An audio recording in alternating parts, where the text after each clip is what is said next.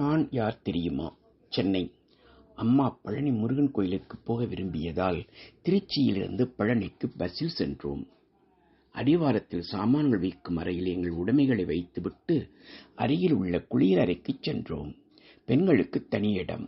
கண்ணாவை குளிப்பாட்டி விட்டு ஒரு இடத்தில் இருக்க வைத்துவிட்டு நான் குளிக்கச் சென்றேன்.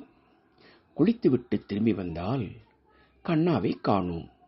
அப்பாவும் நானும் அங்குமிங்கும் தேடினோம். கண்ணாவின் தங்க சங்கிலிக்கு ஆசைப்பட்டு யாரேனும் தூக்கிச் சென்றிருப்பார்களோ என அம்மா சொன்னார்கள். சாமான்கள் வைக்கும் அறைக்கு வந்தால் அங்கே குடிலில் நடுங்கிக் கொண்டிருந்தான் கண்ணா. எல்லோருக்கும் மூச்சு வந்தது. கோவிலுக்கு சென்று பழனி முருகனை வணங்கினோம். தரிசனம் முடிந்தவுடன் அவர்களை மதுரை பஸ்ஸில் ஏற்றிவிட்டு நான் திருச்சி பஸ்ஸில் ஏறினேன். ஒரு வாரத்தில் தேர்வு முடிந்து நானும் வீட்டுக்கு வந்தேன். தம்பியின் செயல் எனக்கு ஆச்சரியமாக இருந்தது. சென்னைக்கு சென்று சினிமாவில் சேரப்போவதாக சொன்னான். அப்பா அம்மா அனுமதி தரவில்லை. தம்பியோ பிடிவாதம் செய்தான். முடிவில் நான் முதலில் சென்னை சென்று விவரங்களை தெரிந்து அவனை அழைப்பதாக சொன்னேன்.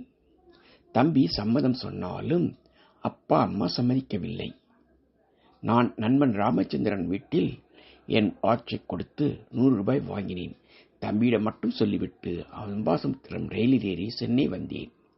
எக்மோர் இறங்கி சைக்கிள் ரிக்ஷா மூலம் சிந்தாரிப்பேட்டை மார்க்கெட்டில் இறங்கினேன். நண்பன் முருகேசனுக்கு போன் செய்தேன். நான் காத்திருந்த இடத்துக்கு வந்து அழைத்துச் சென்றான். அவனுடைய வீட்டில் காலை கடன்களை முடித்துவிட்டு டிபன் சாப்பிட்டோம். என்னை கோடம்பாக்கம் திருமணக்கூடம் என்ற மேன்சனுக்கு அழைத்து வந்தான்.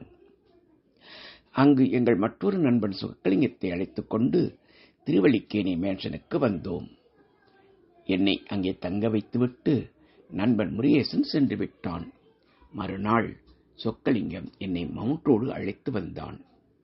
அங்கே P.K. நடராஜன் கம்பெனி கான்ட்ராக்டில் டெலிபோன் எக்ஸ்சேஞ்ச் பில்டிங் கட்டிக்கொண்டு இருந்தார்கள். பெரிய பில்டிங், 7 மாடி கட்டிடம். உள்ளே அழைத்துச் சென்றான். கோபால் என்ற நண்பன் அங்கே டிபார்ட்மெண்ட் இன்ஜினியர். அவன் மூலம் அந்த கம்பெனியில் சூப்பர்வைசர் வேலை கிடைத்தது. என்னுடைய திறமையை பார்த்த அதன் முதலாளி என்னை கொடைக்கானல் ப்ராஜெக்ட் சைட் இன்ஜினியராக அனுப்ப முடிவு செய்தார். கோவிந்தன் என்பவரை அக்கவுண்ட் வேலைக்கு நியமனம் செய்து எனக்கு அறிமுகம் செய்து வைத்தார்.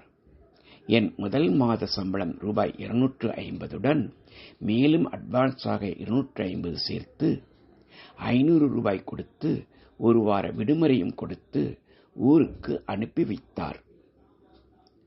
கோவிந்தனிடம் ஆகஸ்ட் 15ஆம் நாள் மாலை 3 மணிக்குள் மதுரை பெரியார் பஸ் ஸ்டாண்ட் வரும்படி சொல்லிவிட்டு ஊருக்கு புறப்பட்டேன். விவரத்தை சொன்னதும் வீட்டில் அனைவரும் சந்தோஷப்பட்டனர். சென்ற வாரம் எனக்கு வந்த கடிதத்தை தம்பியிடம் காட்டினான். பல்லவன் பஸ் டிப்போவில் எனக்கு வேலை. செப்டம்பர் மாதம் முதல் வாரம் சேர வேண்டும் என்று தெரிந்து கொண்டேன். வீட்டில் அனைவரும் சேர சொன்னார்கள். வாக்கு கொடுத்து விட்டேன், இனி மாறமாட்டேன் என்று சொன்னேன். நீண்ட வாதத்திற்கு பின் அனைவரும் என் முடிவை ஏற்றுக்கொண்டனர். அத்தையின் மில் வேலை தம்பிக்கு கிடைத்தது. அவனும் சந்தோஷமாக ஏற்றுக்கொண்டான். தனிய சரோஜா 7வது வகுப்பு படிக்கிறாள். இன்னும் 1 வருடம் கழித்து அமளிப்பள்ளியில் சேர்த்து விடுவதாக சொன்னேன். சந்தோஷப்பட்டாள். பாரு 4ஆம் வகுப்பு படித்துக் கொண்டிருந்தாள். கண்ணா 1 வகுப்பு. அப்பாவுக்கு சிறிய அளவில் தான் வீடிக்கடை வியாபாரம். அம்மாவும் அப்பாவும் அரிசி வியாபாரமும் செய்து வந்தார்கள். இந்த சூழ்நிலையில் நான் கொடைக்கானல் வேலைக்கு புறப்பட்டேன். ஏற்கனவே சொன்னபடி மதுரை பெரியார் பஸ் ஸ்டாண்டில் கோவிந்தன் காத்துக் கொண்டிருந்தார். 4:30 மணிக்கு திலக் ரோட்வேஸ் பஸ்ஸில் ஏறினோம். அவர் ஏற்கனவே கொடைக்கானல் சென்று சைட் ஆபீஸ் டிபார்ட்மெண்ட் இன்ஜினியர் ஆகியோரை கண்டு பேசிவிட்டு வந்திருக்கிறார். அது பற்றி பஸ்ஸில் போகும்போது சொல்லிக்கொண்டே வந்தார். ஊத்து வந்ததும் குளிரால் நடுங்கினேன். சூடாக டீ வாங்கி கொடுத்தார்.